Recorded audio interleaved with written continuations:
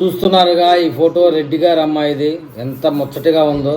గతంలో YCP social మీడియాలో పనిచేస్తూ రెడ్డి గారి అమ్మాయ దొడ్డి గారి అమ్మాయ ఏంది ఇలా ఆడ మగ కాకుండా ఉంది అనే విధంగా అర్థమయ్యేటట్లుగా ఉంది అని అసహించుకునేవారు. ఇవాళ చూస్తే ముచ్చట పడుతున్నారు అమ్మాయిని. విషయం ఏంటంటే పోలీసుల దగ్గర కౌన్సిలింగ్ తీసుకున్న తర్వాత ఈ వైసీపీ సోషల్ మీడియాలో విపరీతమైనటువంటి ట్రోలింగ్లో గురైనటువంటి ఈ అమ్మాయి తర్వాత వాళ్ళు ఇచ్చిన కౌన్సిలింగ్కి నీట్గా తయారైందండి ఈ అమ్మాయి. ఇటీవలనే మన బోరుగడ్డ అనిల్ గారు కూడా చెప్పాడు, నేను 30 కేజీలు తగ్గాను పోలీసుల చేతుల్లో, ఇప్పుడు చాలా ఆరోగ్యంగా ఉంది, ఒళ్ళంతా కొవ్వు బట్టి దిగిపోయింది, ఇప్పుడు హ్యాపీగా ఉన్నానని చెప్పడం కూడా మనం మీడియా ముఖంగా చూసాం.